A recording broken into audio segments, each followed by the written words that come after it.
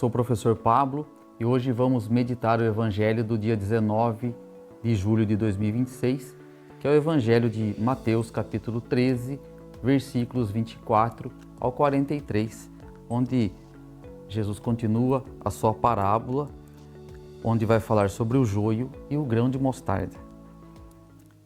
Jesus propôs-lhe outra parábola.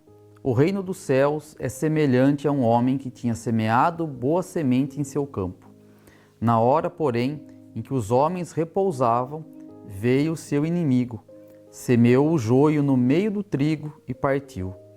O trigo cresceu e deu fruto, mas apareceu também o joio. Os servidores do pai de famílias vieram e disseram-lhe: Senhor, não semeaste bom trigo em teu campo? Donde vem, pois, o joio? Disse-lhes ele: Foi um inimigo que fez isso. Replicaram-lhe: Queres que vamos e o arranquemos?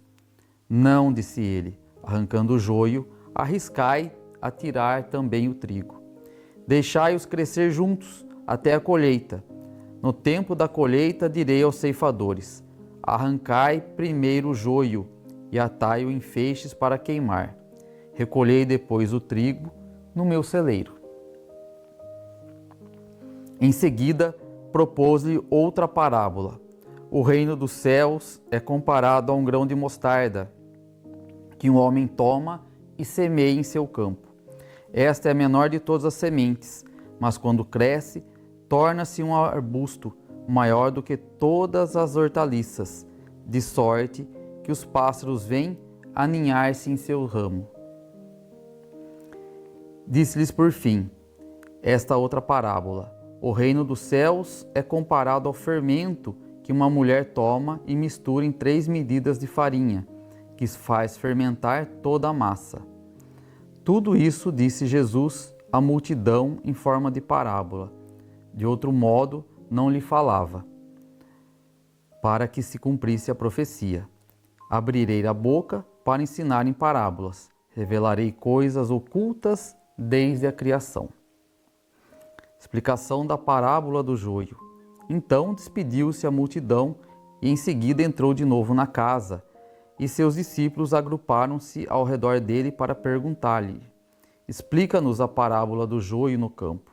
Jesus respondeu: O que semeia boa semente é o Filho do Homem. O campo é o mundo. A boa semente são os filhos do reino. O joio são os filhos do maligno. O inimigo que semeia é o demônio. A colheita é o fim do mundo. Os ceifadores são os anjos. E assim como se recolhe o joio para jogá-lo no fogo, assim será no fim do mundo. O Filho do Homem enviará seus anjos, que retirarão do reino todos os escândalos e todos os que fazem o mal, e os lançarão na fornalha ardente, onde haverá choro e ranger de dentes. Então, no reino de seu Pai, os justos resplandecerão como o sol. Aquele que tem ouvidos, ouça. Palavra do Senhor. Muito bem, aqui nós temos uma continuação da leitura do Evangelho da última semana, em que Jesus falou sobre o semeador, e aqui Jesus faz uma outra colocação da parábola do joio e do trigo, que ele também explicou aos seus discípulos, conforme nós pudemos ler aqui no Evangelho, na leitura de hoje, essa parábola do joio e do trigo. Então, mais uma vez, Jesus vem colocar quais são as sementes que são plantadas no mundo, quais são as sementes que nós plantamos em nosso coração e quais sementes ruins, muitas vezes o maligno acaba por plantar no mundo, onde os anjos do Senhor virão para ceifar da terra, e quais também são essas sementes de joio que nós plantamos em nosso coração, que muitas vezes sufocam as boas sementes. E Jesus mesmo coloca aqui na sua parábola que esse joio e esse trigo muitas vezes vão crescer juntos.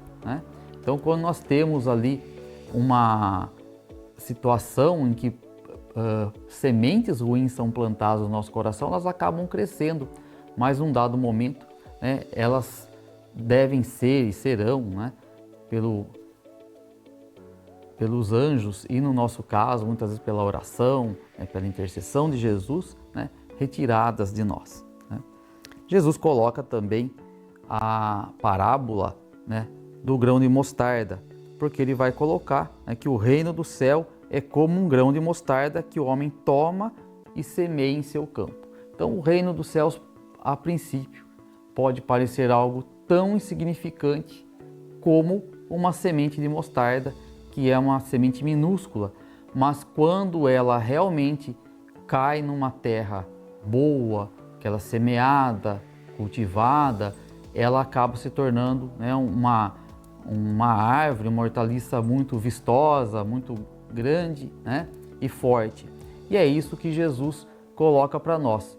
O reino dos céus, quando plantado dentro do nosso coração, ele deve ser regado, cultivado, né, acompanhado, às vezes podado, né, para que ele possa crescer. Né? Então, a partir do nosso batismo que nós recebemos, nós temos que fazer esse cultivo dessa semente em nosso coração. Né? Permitir que aquela pequena semente do reino de Deus que foi plantada em nosso coração, que ela cresça, que ela floresça. Mas ela só consegue fazer isso quando ela é bem regada. Então aqui eu peço para que você faça uma reflexão com o que você está alimentando o seu coração para que essa semente cresça em você. Né?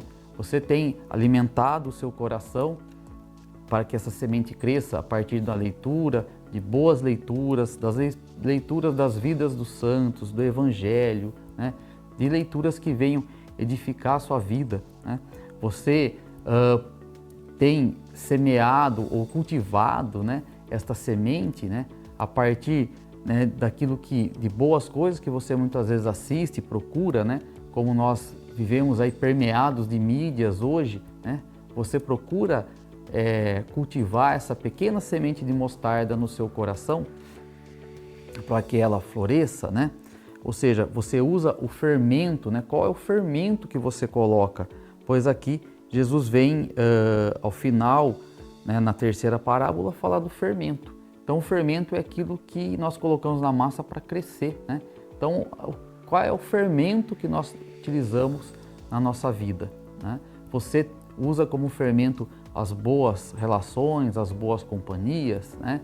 Ou você muitas vezes, né, procura pessoas que muitas vezes acabam não agregando a sua vida e que tornam aí essa semente mais difícil de crescer, essa massa mais difícil, né, de você fazer com que ela cresça dentro do seu coração, né? Ou seja, com quem nós muitas vezes nos relacionamos, né?